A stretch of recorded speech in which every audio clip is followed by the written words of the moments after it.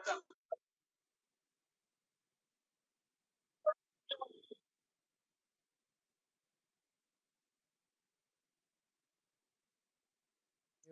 Metro TV dan saat ini tengah digelar prarekonstruksi kasus pembunuhan Vina dan Eki. Prarekonstruksi ini dihadiri langsung tentunya dari tim reserse dan kriminal umum atau Reskrimum Polda Jabar terkait dengan kasus Vina Cirebon.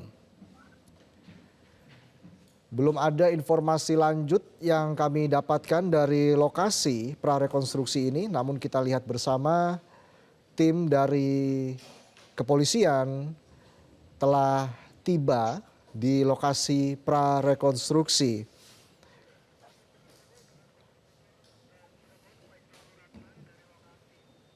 Kita sudah terhubung dengan kontributor Metro TV, Faisal Nuratman, langsung dari Cirebon.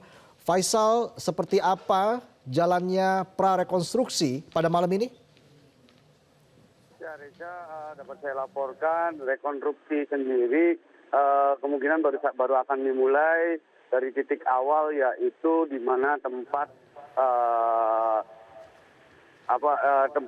para pelaku tersebut melempari korbannya, mereka melempari korban Eki dan Vina, yaitu di warung rokok.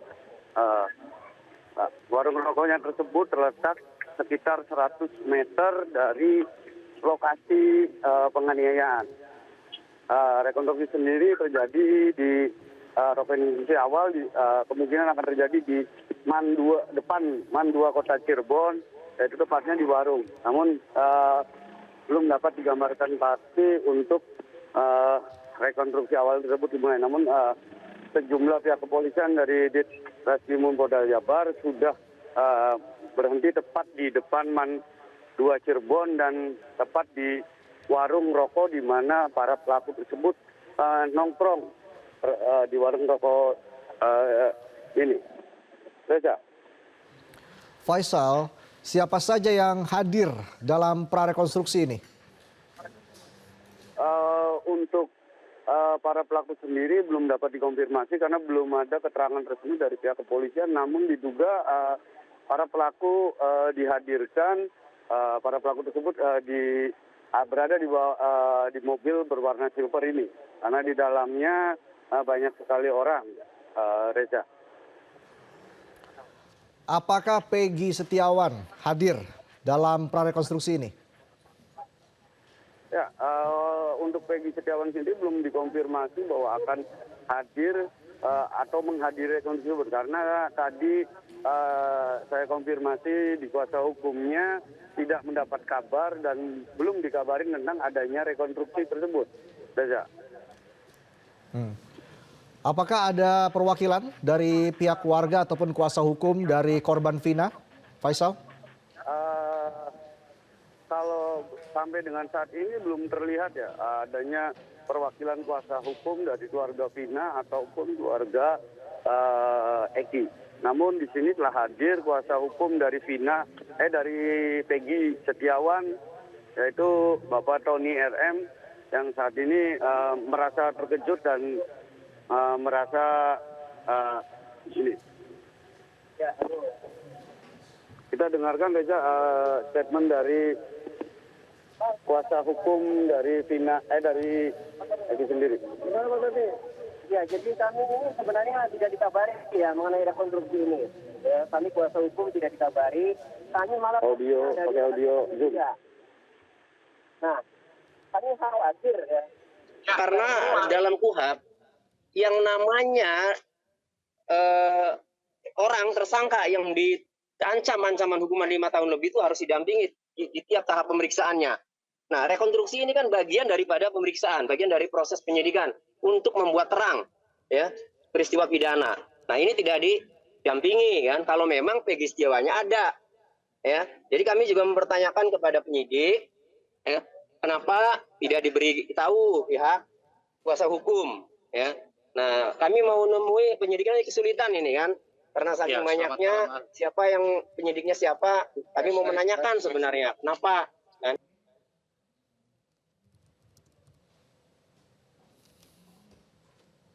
khawatir ya. Apa yang tidak Peggy lakukan, ya, si suruh melakukan. Kalau didampingi kan enak, fair, tahu. Ada kabar Peggy dihadirkan, Pak? Iya, belum tahu. Makanya kami mau menanyakan ke penyidik ini, nggak tahu penyidiknya ini di mana ini. Lampu flash belakang ibu. Itu ya. Jadi Sejauh ini belum ada kami kecewa sebenarnya ya. Jadi harusnya sih dikasih tahu biar fair. Sudah tahu kasus ini menjadi perhatian publik ya. Udah se-Indonesia semua memantau, memonitor, harusnya ya diberitahu. Dengan diberitahu itu adalah salah satu untuk menunjukkan bahwa penyidikan ini fair. Gitu ya. Oke, transparan. Ada keadilan. Ya, Reza barusan tadi ya Reza. Silakan Faisal. Tadi barusan kuasa hukum dari Peggy Setiawan, Doni RM mengatakan memprotes perihal adanya rekonstruksi yang dilakukan pihak Polda Jabar, namun pihak kuasa hukum dari Peggy Setiawan sendiri merasa tidak diberitahu, atau tidak merasa ada surat atau apapun. Pihak kuasa hukum dari Peggy Setiawan sendiri rencananya akan memprotes langsung terhadap jalannya rekonstruksi ini. Reza. Baik. Ya, Faisal, terkait dengan pra-rekonstruksi ini, Faisal sebenarnya ada berapa titik? Ya, kalau kita melihat dari BAP yang dulu dan dari keterangan kepolisian, titik-titik sendiri ada 3 titik ya, ada 4 titik. Yaitu titik pertama di sini di depan Man 2 Kota Cirebon, ya tepatnya di sebuah warung, para pelaku tersebut membeli rokok dan mulai melaksanakan aksinya. Dan yang titik kedua itu adalah di warung Ibu Nining,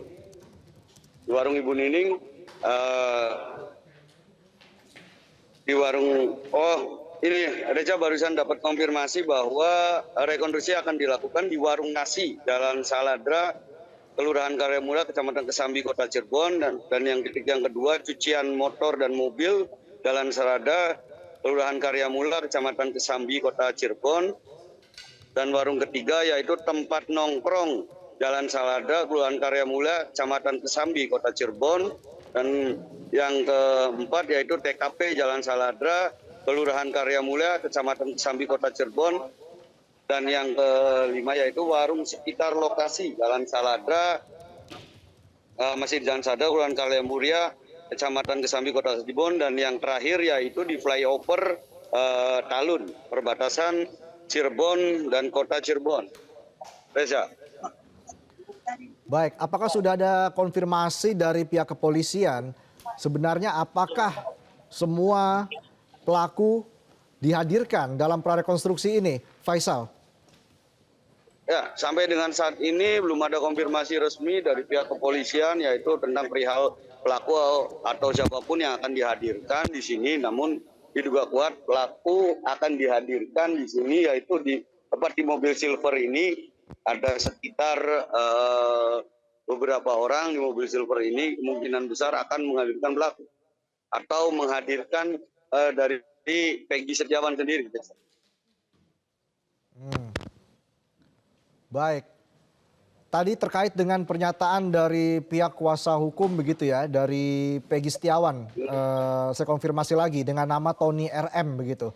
Ini dirinya menyesalkan tidak adanya pemberitahuan yang jelas terkait adanya jadwal prarekonstruksi dari pihak kepolisian. Apakah seperti itu yang Anda lihat sejauh ini terkait dengan jadwal dari prarekonstruksi ini? Ya, dari kuasa hukum Peggy Setiawan sendiri sangat menyesalkan kalau rekonstruksi tersebut sampai digelar karena tidak ada konfirmasi ataupun undangan ataupun pemberitahuan perihal adanya rekonstruksi tersebut dari pihak Polda Metro Jaya ke pihak kuasa hukum ataupun pihak keluarga dari Peggy Setiawan sendiri. Reza. Dari gambaran pandangan mata Anda saat ini, Faisal, seperti apa reaksi warga sekitar? Begitu mengetahui ada iring-iringan para pelaku yang terlibat begitu ya dalam pembunuhan Vina dan Eki ini. Seperti apa situasinya di tempat Anda saat ini? Bisa diulang, suaranya kurang jelas. Bisa Anda berikan gambaran saat ini seperti apa reaksi warga sekitar Anda? Ya, untuk warga sendiri saat ini sudah ramai berkerumun di lokasi sekitar, mulai dari di TKP 1 ini sampai dengan TKP kedua, ketiga, bahkan di Jembatan Talun sendiri sudah banyak warga yang berkumpul. Pihak kepolisian sendiri dalam mengantisipasi tersebut sudah melakukan pensterilan jalan, yaitu dengan menutup Jalan Raya Majasem dan Jalan Raya Flyover Talun sendiri. Apakah ada jadwal dari pihak kepolisian terkait dengan waktu dalam melakukan prarekonstruksi ini? Dimulai sejak kapan dan berakhir pada pukul berapa, Faisal? Ya, kalau dimulainya prarekonstruksi sendiri barusan sekitar setengah jam yang lalu. Namun untuk berakhirnya sendiri kita belum dikonfirmasi dan dimulainya kapan belum dikonfirmasi. Sampai dengan saat ini pihak kepolisian dari Polda Jabar masih berada di mobilnya masing-masing dan belum untuk melakukan prarekonstruksi ataupun rekonstruksi. Karena petugas kepolisian belum melakukan apapun dan masih berada di mobil. Baik, Faisal, kita jeda dulu pemirsa. Breaking news akan kembali sesaat lagi. Cara nggak ada. Bisa ditelepon.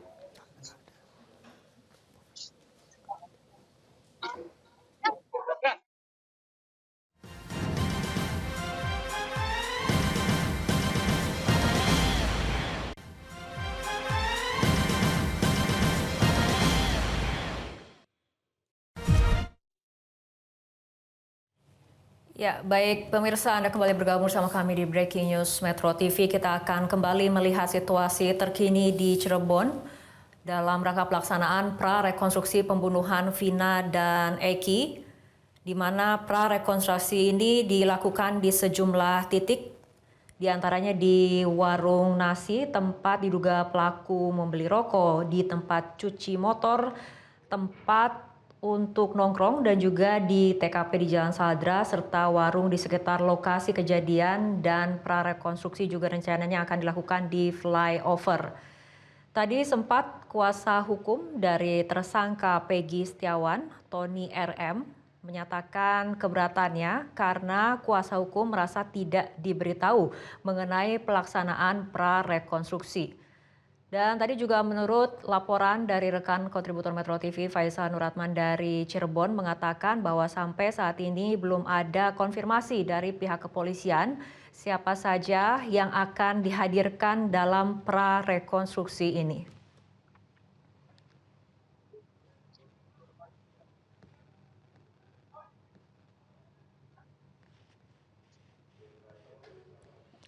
Ya, kita akan kembali menyapa kontributor Metro TV Faisal Nuratman. Faisal, apakah sudah ada perkembangan baru dari prarekonstruksi kasus pembunuhan Vina dan Eki, terutama mengenai konfirmasi apakah polisi akan menghadirkan para pelaku ke lokasi kejadian? Ya, Fitri, bisa saya jelaskan bahwa saat ini untuk tempat rekonstruksi sudah mengalami perubahan. Tadi yang awalnya di warung nasi, saat ini sudah berubah ke tempat cucian motor dan mobil, yaitu TKP kedua. Namun di warung nasi tersebut belum ada tanda-tanda pihak kepolisian akan melakukan rekonstruksi ataupun apa. Dan sampai sekarang juga pihak kepolisian pihak Inavis sekarang sedang melakukan persiapan untuk melakukan rekonstruksi tersebut. Fitri. Ya, Faisal, mungkin bisa Anda kembali tegaskan, artinya polisi menggelar prarekonstruksi ini di lokasi mana saja? Ya, pastinya ada di beberapa lokasi rekonstruksi, yaitu seperti di tempat warung nasi, dan di tempat cucian motor, flyover Talun, dan juga di tempat TKP, yaitu yang terjadinya penganiayaan dan pemerkosaan, yaitu di belakang gedung showroom mobil yang berada tidak jauh dari lokasi pertama, kedua, dan ketiga. Fitri. Oke. Untuk dari kepolisian sendiri, apakah prarekonstruksi ini dalam pengawasan langsung dari Polda Jawa Barat atau seperti apa? Belum ada konfirmasi resmi, ada pengawasan resmi dari siapapun, namun dapat saya informasikan bahwa saat ini ada mobil dari Krimsus Polda Jabar, yaitu yang berplat 9 Romawi 8.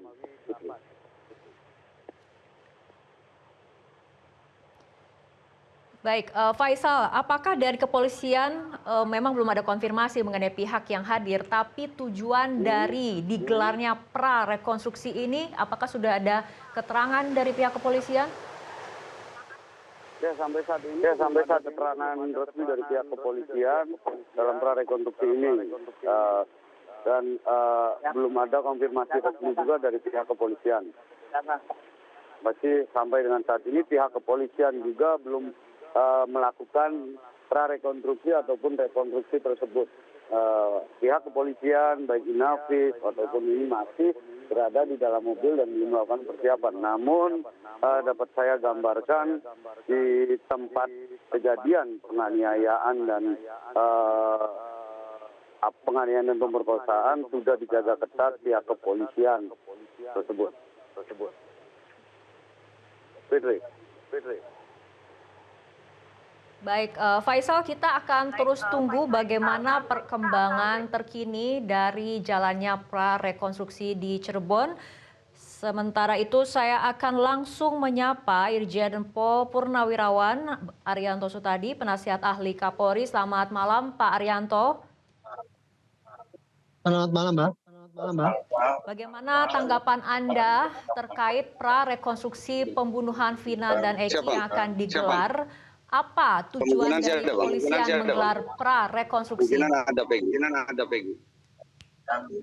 Iya, kemungkinan ada, soalnya dijaga ketat ini. Ya, saya menjawab sekarang, Mbak.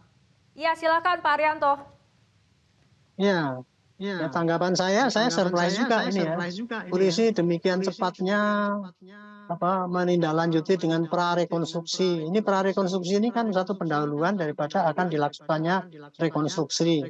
Rekonstruksi itu kan reka ulang daripada suatu kejadian perkara ya, yang nantinya akan jadikan barang bukti untuk menguatkan keterangan, petunjuk dan sebagainya yang akan disampaikan kepada jaksa supaya itu bisa diramu menjadi bukti yang kuat. Nah, ini di dalam prarekonstruksi ini kalau perkiraan saya ya, ini untuk mengecek juga apakah ada kesesuaian daripada keterangan tersangka yang disampaikan sekarang atau keterangan para saksi maupun tersangka yang sekarang sudah direkam oleh Polri ya, oleh penyidik ya, di dalam berkasnya itu, untuk mengecek apakah keterangan itu benar apa cuma direkayasa gitu. Nanti kalau keterangannya itu direkayasa nanti akan ketahuan di dalam rekonstruksi ini. Nah, ini menunjukkan suatu upaya ya, ketelitian daripada penyidik untuk tidak terulang lagi dianggap sangat teledor gitu ya. Ini kira-kira begitulah. Jadi saya juga ingin menjelaskan kepada masyarakat ini loh. Polisi sekarang serius ya, sudah mencoba melakukan penyidikan dan agak lebih transparan daripada sebelumnya. Kalau sebelumnya itu polisi kan nggak pernah tuh transparan mau rekonstruksi, kemudian nggak memberitahu apalagi boleh dilihat orang umum itu. Sekarang kan boleh ini sebagai keterbukaan bahwa polisi sudah bekerja dengan baik gitu ya. Dan mudah-mudahan kalau dari melalui keterbukaan gini kan kelihatan apakah polisi yang kurang apa, nanti supaya bisa dapat koreksi. Tapi tolong ya, kalau sudah bekerja baik ini jangan berspekulasi bahwa polisi selama ini masih ingin menyembunyikan yang tempo hari itu dicurigai bahwa polisi akan menghilangkan DPO lah, menghilangkan tersangka karena dan sebagainya. Jadi intinya adalah ini menunjukkan kesungguhan penyidik ya. Di Krimum kan dari Bandung itu ya, kemudian sampai datang ke TKP itu kemudian hanya untuk prarekonstruksi gitu ya. Ini menunjukkan kesungguhan polisi dan mudah-mudahan dengan kesungguhan ini akan terus membuahkan hasil penyidikan yang baik gitu ya. Sehingga bisa menyampaikan ke jaksa fakta-fakta yang betul ada. Entah itu nanti fakta itu kemudian merupakan fakta yang berisi kuat untuk memproses tersangka Peggy itu ya menjadi satu terdakwa dan kemudian dipidana, atau memang buktinya tidak cukup sehingga nanti akan dihentikan. Kira-kira gitu, ada dua kemungkinan seperti itu.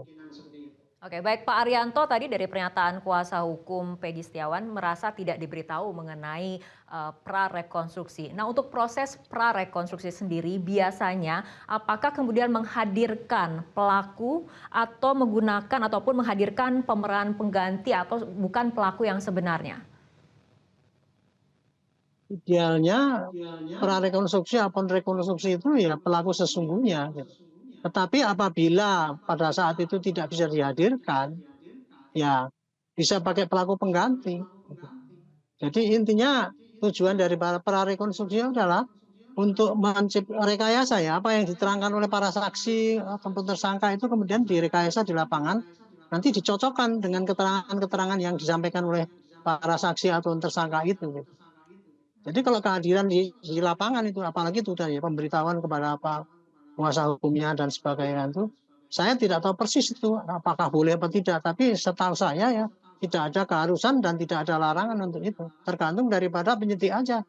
Kalau memang dia nyaman dengan kehadiran kuasa hukum di situ, ya dia akan hadirkan.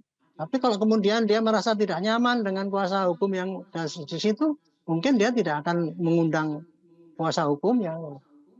Dan kenapa kok sering tidak nyaman itu? Karena beberapa keterangan kan ada kan kemarin informasi dari seperti di Krimum bahwa kuasa hukumnya menasehati kepada para itu kliennya itu supaya tidak ngaku dan sebagainya. Seperti itulah yang maksud saya yang kalau itu kuasa hukum dihadirkan apa tidak itu karena untuk itu mencegah supaya jangan sampai terganggu kebebasan daripada yang masing-masing menyampaikan itu untuk menjalankan prarekonstruksi sehingga tidak mubazir rekonstruksinya. Oke, baik Pak Arianto, kenapa kemudian harus dilakukan prarekonstruksi? Kenapa kemudian polisi tidak langsung melakukan proses rekonstruksi? Biasanya pertimbangannya apa? Itu tadi faktor kehati-hatian ya. Polisi kan kalau menyidik itu ya, Mbak, itu dapatnya enggak seketika langsung bruk semua kesaksian udah bisa diterima, enggak. Tapi tahap demi tahap. Nah, tahap demi tahap ini kemarin kan di Krimum ngomong itu simpang siur kan informasi itu yang Kemudian apalagi sekarang ini ada yang ngomong saudaranya ngomong lain lagi. Makanya dari informasi yang masuk itu kemudian dicek benarannya itu dengan prarekonstruksi ini gitu. Tidak hanya nanti kemudian kalau informasi diterima kemudian tidak dicek kebenarannya, nanti di prarekonstruksikan, nanti direkonstruksikan akan terjadi kekeliruan lagi gitu. Jadi ini kerja ekstra ya menurut saya sih. Biasanya kasus yang simpel ini enggak sampai prarekonstruksi jauh-jauh seperti ini. Tapi karena ini menjadi atensi publik dan kemudian setiap langkah polisi terus dikecam gitu ya, disoroti publik bahwa polisi itu makan curang, maka polisi jawabannya adalah transparan ini seperti ini. Di samping itu juga sambil untuk mengundang informasi yang lain yang mungkin yang tidak sempat tersampaikan pada polisi agar berkas polisi yang disampaikan nanti itu betul-betul lengkap gitu. Oke, Pak Arianto, dalam proses prarekonstruksi seperti ini, keterangan-keterangan atau tadi dikatakan memeriksa kesesuaian keterangan ini biasanya digalinya seperti apa? Apakah lewat sejumlah adegan detail mengenai pada saat kejadian atau seperti apa, Pak Arianto? Iya, jadi kan dia ngomong gitu misalkan di dalam pemeriksaan itu kan kalau di berkas perkara kan cuma bisanya ya saya melihat orang itu gitu kan. Lagi begini, kamu waktu itu lagi di mana, duduk di mana. Kalau nggak direkonstruksi, kan keterangan itu penyidik kan tidak jelas, tidak yakin. Dan kalau itu keterangan itu ngarang ya gitu ya, kemudian nanti akan tidak sesuai itu sampai detailnya itu ya. Orang biasanya bisa mengaku ngomong A gitu ya. Tetapi apabila dipraktekkan kepada kejadian yang sesungguhnya gitu, akan bisa beda kalau memang itu karangan atau itu sesungguhnya. Tapi kalau itu sih yang memang sesungguhnya, otomatis apa yang diomongkan itu akan cocok dengan itu. Gitu. Oke. Jadi ini sangat penting Baik. sekali rekonstruksi ini untuk meyakinkan bahwa keterangan saksi atau tersangka itu memang betul-betul benar gitu, tidak karangan. Bisa dijamin lah kebenarannya gitu.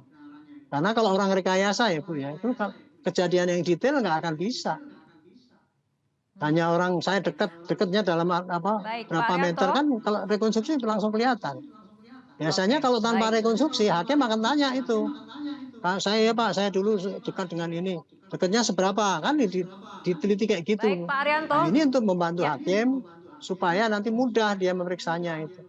Kira-kira Oke, begitu. baik Pak Arianto, kita akan tahan dulu perbincangan karena kita akan melihat situasi terkini dari lokasi prarekonstruksi kasus pembunuhan Vina dan Eki. Faisal, dari pantauan Anda, apakah kemudian sudah terlihat para pelaku dan salah satunya tersangka Peggy Setiawan yang kemudian dihadirkan dalam prarekonstruksi pembunuhan Vina dan Eki ini?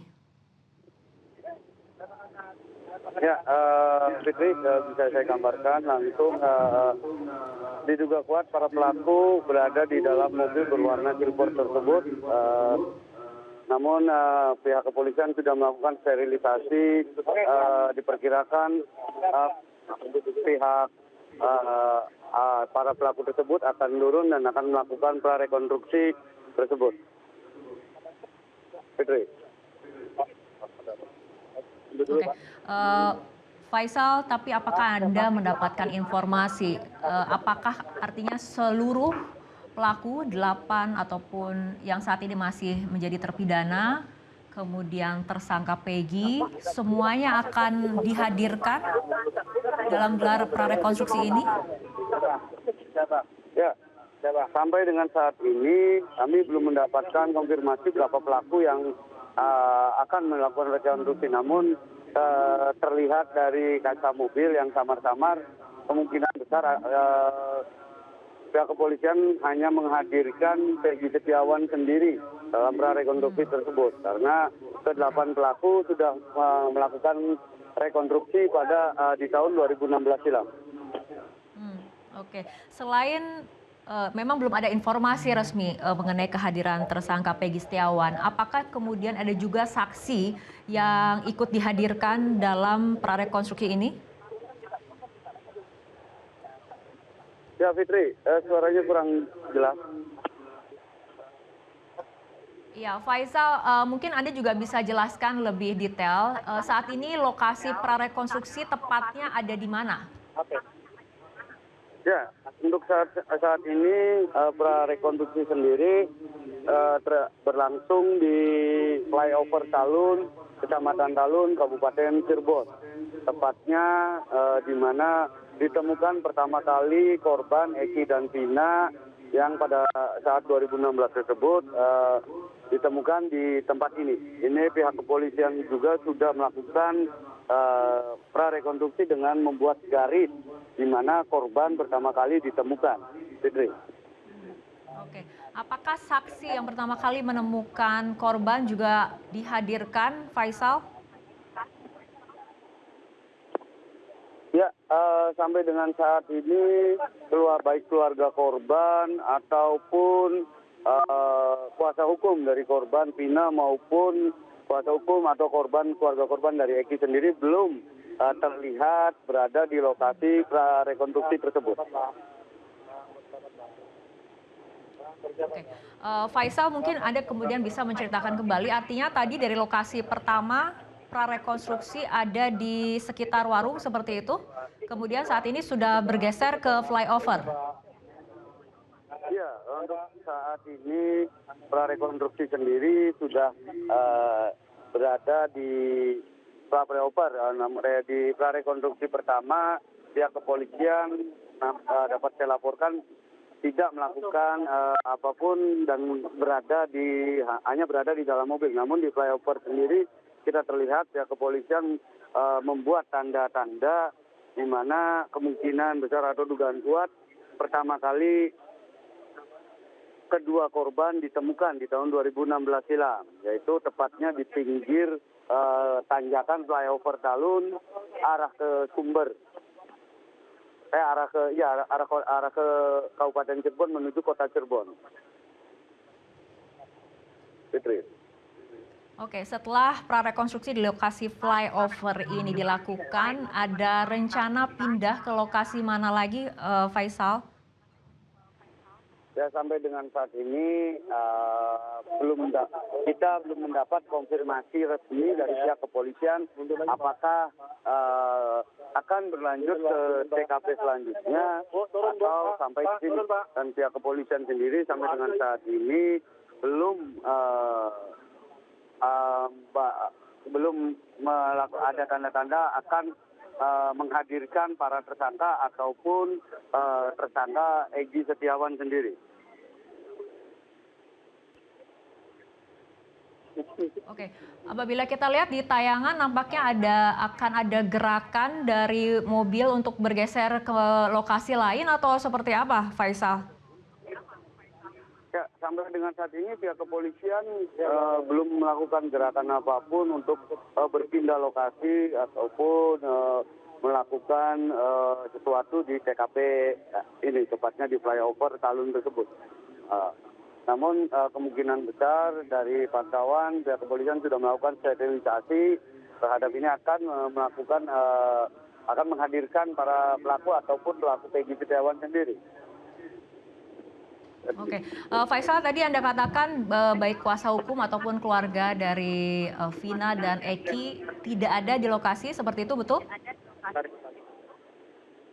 Ya betul, dari pantauan saya di lokasi kejadian baik di lokasi ke-1 prarekonstruksi sampai dengan di flyover Talun belum terlihat dari keluarga Vina ataupun keluarga Eki ataupun para kuasa hukumnya. Oke, bagaimana dengan kuasa hukum dari tersangka Peggy? Apakah ada di lokasi kedua ini tempat prarekonstruksi dilakukan? Ya, tadi kuasa hukum dari Peggy Setiawan sendiri berada di lokasi pertama prarekonstruksi dan melakukan protes kepada petugas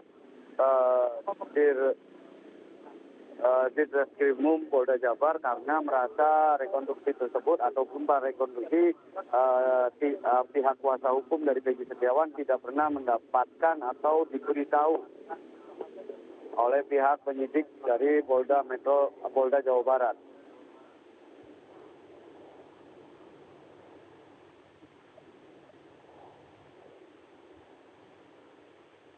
Ya, Fitri. Baik Faisal, kami akan terus memantau perkembangan dari proses prarekonstruksi kasus pembunuhan Vina dan Eki.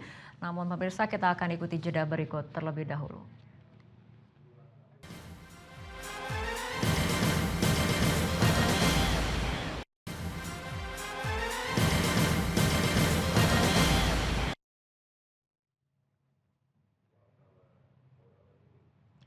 Pemirsa, kita akan kembali melihat situasi terkini dari lokasi prarekonstruksi kasus pembunuhan Vina dan Eki. Lokasi prarekonstruksi yang kedua ini berada di flyover Talun, di mana tempat ditemukannya korban Vina dan Eki di tahun 2016 silam.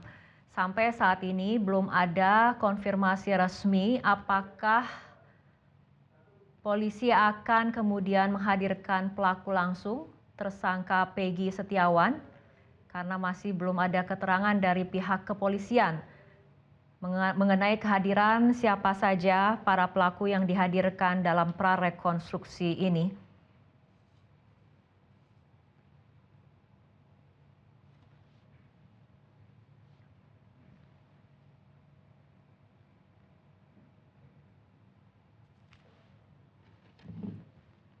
Prarekonstruksi ini biasanya dilakukan sebelum proses rekonstruksi dilakukan.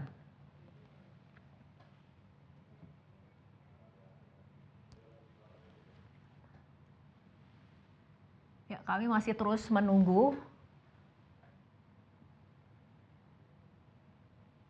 keterangan resmi dari pihak kepolisian mengenai prarekonstruksi kali ini, apakah kemudian akan kembali berpindah tempat untuk melakukan prarekonstruksi berikutnya di lokasi lain. Tadi dalam dialog dengan Irjen Pol Purnawirawan Arianto Sutardi, penasihat ahli Kapolri, prarekonstruksi seperti ini biasanya tujuannya adalah untuk memeriksa kesesuaian keterangan baik dari saksi ataupun tersangka untuk meyakinkan kevalidan ataupun kebenaran keterangan dari para saksi dan juga tersangka. Dan prarekonstruksi ini digelar sebelum rekonstruksi dilakukan.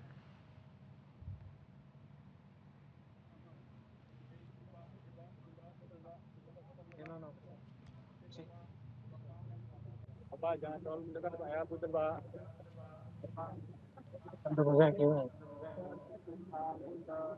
Polda Jawa Barat sendiri sudah menyatakan bahwa pelaku dari kasus pembunuhan Vina dan Eki totalnya adalah 9 pelaku.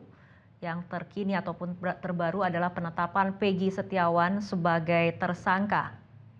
Sementara untuk 2 DPO dinyatakan tidak ada ataupun fiktif, sehingga total jumlah pelaku pembunuhan ataupun pelaku dalam kasus pembunuhan Vina dan Eki adalah 9 pelaku. Kami masih belum dapat konfirmasi ataupun informasi apakah keseluruh pelaku termasuk 7 terpidana akan dihadirkan atau prarekonstruksi ini dilakukan hanya untuk tersangka Peggy Setiawan. Tapi tadi dari pernyataan kuasa hukum Peggy Setiawan, Tony RM mengatakan merasa tidak diberitahu mengenai gelar ataupun proses prarekonstruksi yang dilakukan. Rencana awalnya prarekonstruksi dilakukan sekitar pukul 17.30 waktu Indonesia Barat.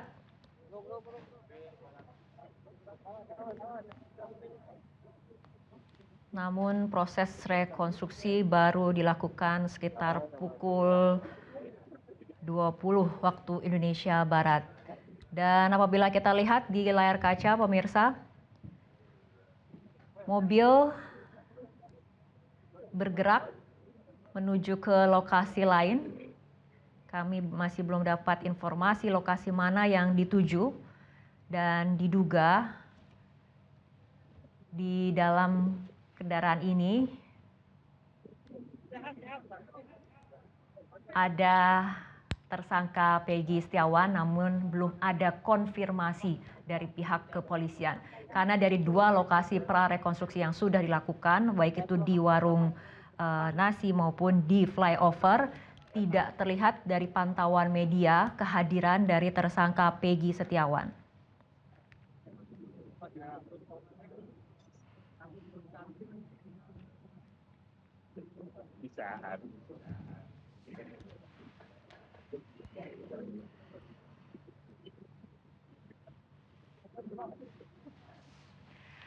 Dan pemirsa, kita akan kembali berbincang bersama penasihat ahli Kapolri Irjen Pol Purnawirawan Arianto Sutardi.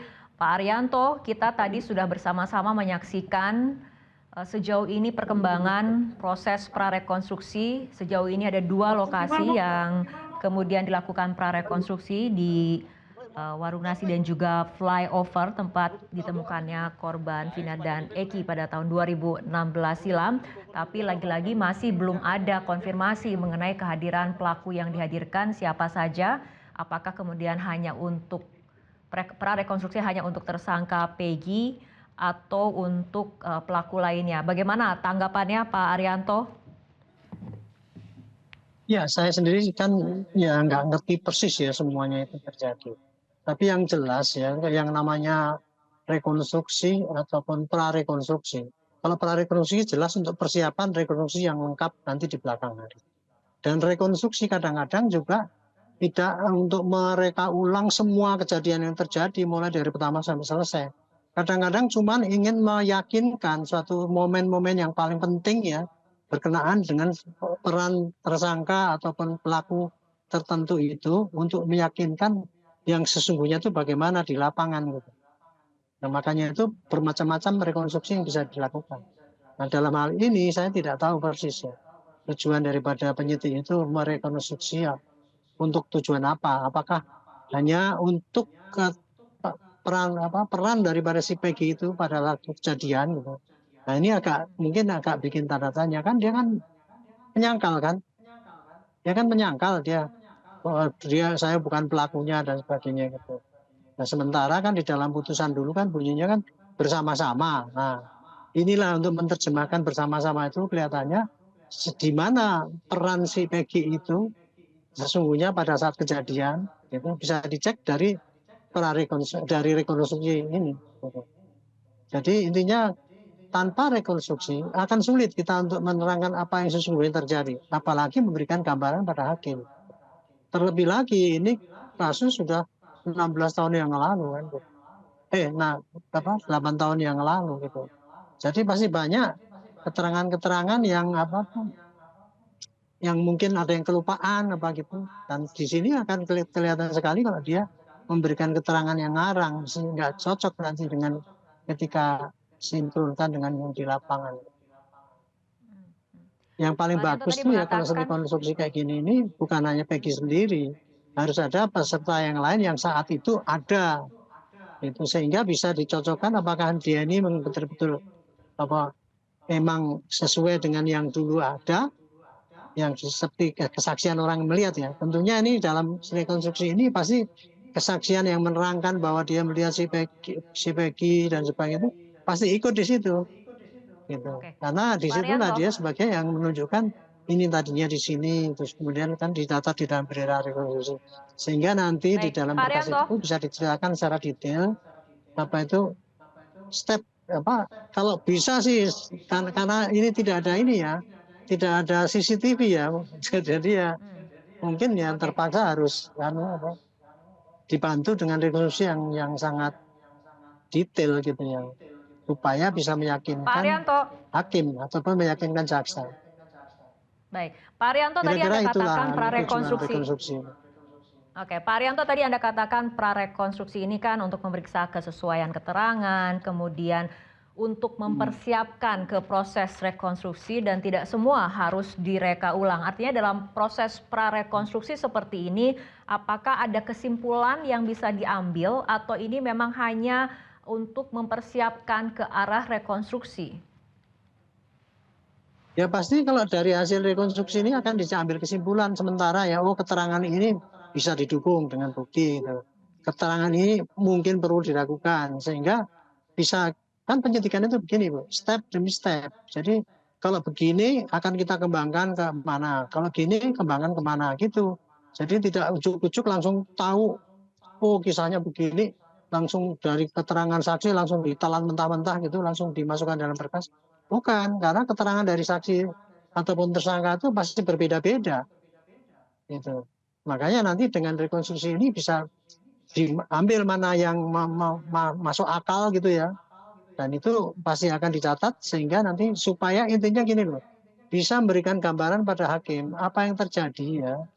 Itu. Kalau itu tidak ada CCTV-nya maka dengan cerita hasil rekonstruksi ini menggantikan rekaman apa yang terjadi itu. Sehingga hakim bisa memberikan keputusan yang benar gitu. Kan putusan pengadilan itu kan berdasarkan keyakinan hakim. Kalau tidak bisa meyakinkan hakim, walaupun buktinya banyak, ya percuma, hakim tidak akan memutus. Dan hakim juga hanya memutus kalau memang betul-betul dia yakin atas apa yang diteliti itu.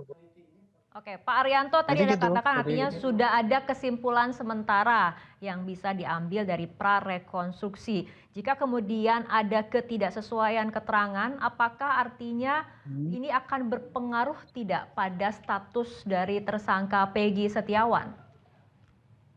Ini kalau gini nanti dilihat saja nanti. Kalau dikumpulkan semua saksi, kemudian dicek dengan rekonstruksi semua itu ya. Dan kalau memang itu ternyata buktinya yang memberatkan lebih kuat, ya ini pasti akan terus di penuntutan. Tapi kalau buktinya ternyata tidak kuat, ya bisa jadi si Peggy dihentikan penyidikan. Gitu. Itu tidak salah paham bahwa rekonstruksi itu boleh. Silakan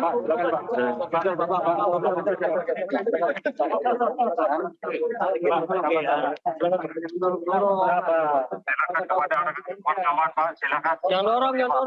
Silakan. Dorong. Ya ini live ya tadi. Silakan wartawan, kawan-kawan ya. Ya mohon diberi.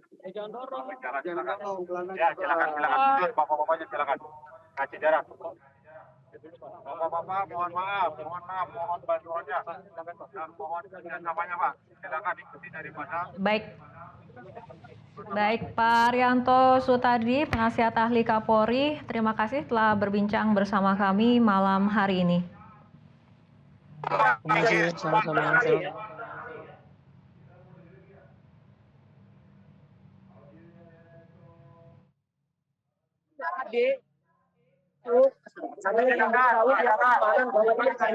Survei. Silakan bapak-bapak akan meninggalkan. Silakan agak mundur lagi terus. Menjauh. Silakan ditinggalkan Pak, mohon maaf. Sekali lagi kami mau kepada bapak-bapak yang di sini mohon bantuannya dan kerjasamanya. Ya kami mau sekali lagi mohon bantuannya dan kerjasamanya Pak. Silakan. Tidak salah paham. Ya. Itu ya. Jadi sebenarnya ya kami sebenarnya kecewa tidak diberitahu sebenarnya pada survei seperti ini pengamanan. Silakan Pak.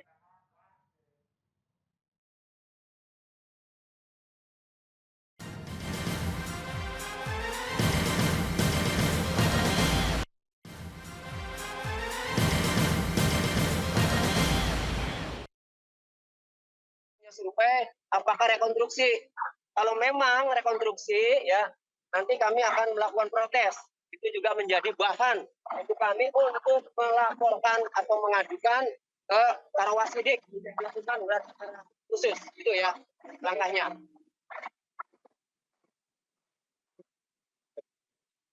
Ya kalau ini rekonstruksi maka ada SOP yang dilanggar karena tadi KUHAP itu mengatur bahwa setiap pemeriksaan tersangka yang ancamannya di atas 4 tahun itu harus didampingi penasihat hukum.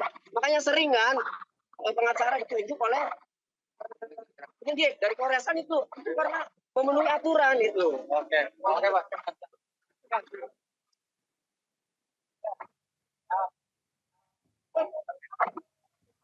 Halo.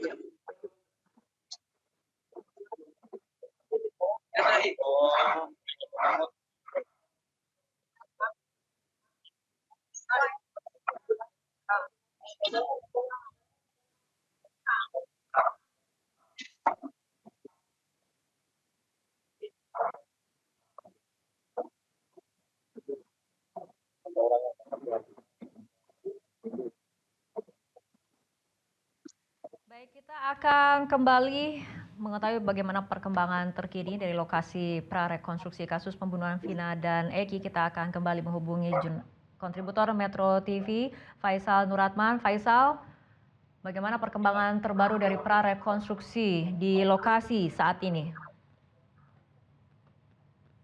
Ya, Fitri, saya sekarang masih berada di lokasi, ya, tepatnya di flyover Talun sendiri. Namun tadi sempat ada protes dari pihak kuasa hukum dari Peggy Setiawan yang memprotes bahwa rekonstruksi tersebut ingin menanyakan apakah hari ini pihak penyidik melakukan rekonstruksi ataupun prarekonstruksi ataupun survei. Karena kalau melakukan rekonstruksi ataupun prarekonstruksi, pihak penyidik merasa tidak diberitahu, pihak kuasa hukum dari Peggy Setiawan sendiri merasa tidak diberitahu oleh tim dari kepolisian sendiri. Fitri. Tapi apakah dari keterangan kuasa hukum tadi memang Peggy ada di lokasi artinya? Ya, pihak kuasa hukum mencurigai bahwa Peggy Setiawan sendiri berada di lokasi, namun tidak diturunkan. Peggy Setiawan sendiri juga berada di dalam sebuah mobil berwarna silver, karena dari tadi pihak kepolisian menjaga ketat mobil tersebut dan sempat beberapa kali pihak kepolisian melakukan komunikasi dengan penumpang yang berada di dalam mobil tersebut. Diduga kuat Peggy Setiawan ataupun tersangka lain hanya menunjukkan titik-titik di mana lokasi pembunuhan Vina dan Eki terjadi. Seperti tadi di lokasi pertama, tepatnya di warung nasi, dan lokasi kedua di tempat cuci motor dan cuci mobil. Nah, setelah itu berhenti di lokasi ketiga, yaitu di flyover Talun sendiri, yang tempat terjadinya penemuan mayat. Lalu dan sampai saat ini belum ada keterangan pasti dari pihak kepolisian apakah akan bergeser kembali ataupun masih tetap berada di sini, Fitri. Oke, untuk durasi ataupun waktu prarekonstruksi di lokasi flyover Talun ini sepertinya memakan waktu yang lebih lama dibandingkan dengan prarekonstruksi di tempat cuci motor dan juga warung nasi. Apakah memang ada keterangan-keterangan ataupun reka ulang yang memang harus lebih banyak ataupun lebih detail diambil oleh pihak kepolisian? Ya, Fitri bisa dijelaskan karena di tempat lokasi ini awal mula dari kejadian tersebut, yaitu awal mula dari penemuan dari kedua jenazah Eki dan Fitri, tepatnya di sini, dan terjadinya penganiayaan juga di jalan raya ini, tepatnya di atas flyover Talun. Fitri. Oke, tadi pada saat kuasa hukum sempat melayangkan protes seperti itu, apakah kemudian ada respon dari pihak kepolisian? Nah, tadi ada protes dari kuasa hukum, pihak kepolisian langsung merespon dengan membubarkan para jurnalis yang sedang mengambil gambar statement dari pihak kuasa hukum. Sempat jadi kericuan sedikit, yaitu karena para jurnalis yang meliput didorong oleh pihak kepolisian yang dianggap menghalangi jalannya prarekonstruksi tersebut.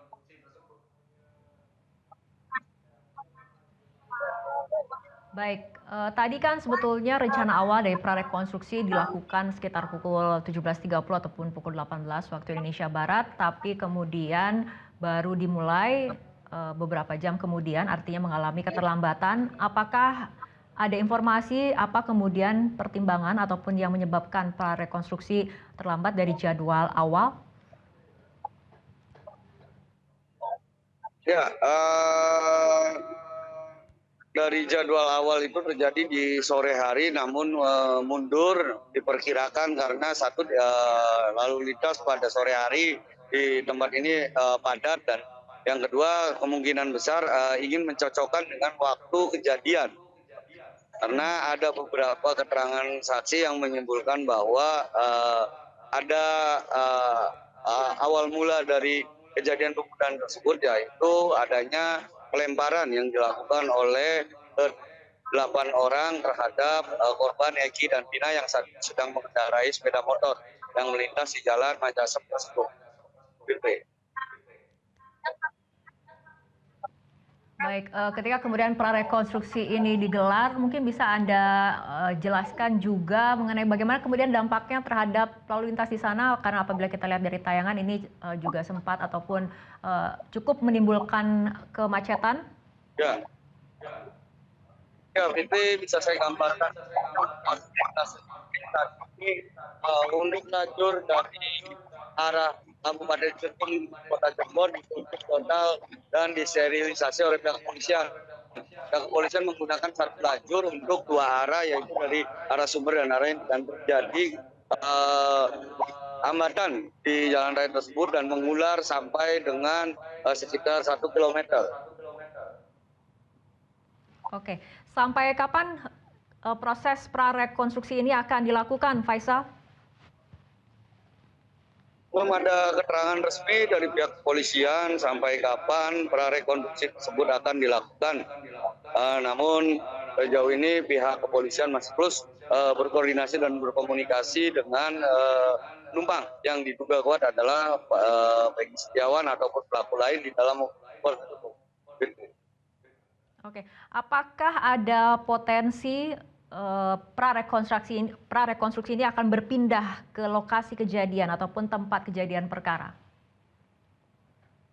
Ya, kemungkinan prarekonstruksi ini akan berpindah ke lokasi terakhir, yaitu di mana kita kalau merunut dari BAP para tersangka di 2016 lalu, setelah terjadinya penganiayaan di flyover ini, lalu para pelaku, ke-8 pelaku membawa kedua korban Vina dan Eki tersebut kembali ke TKP awal pelemparan batu tersebut, dan lalu memasukkan kedua pelaku ke sebuah gang, yaitu tepatnya di belakang showroom tempat TKP, di mana dikatakan bahwa di situ terjadinya penyiksaan dan pemerkosaan terhadap Vina sendiri.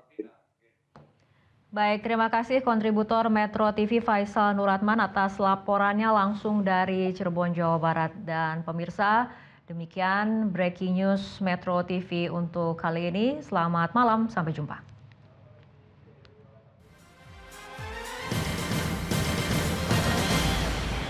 Jelajahi cara baru mendapatkan informasi. Download Metro TV Extend sekarang.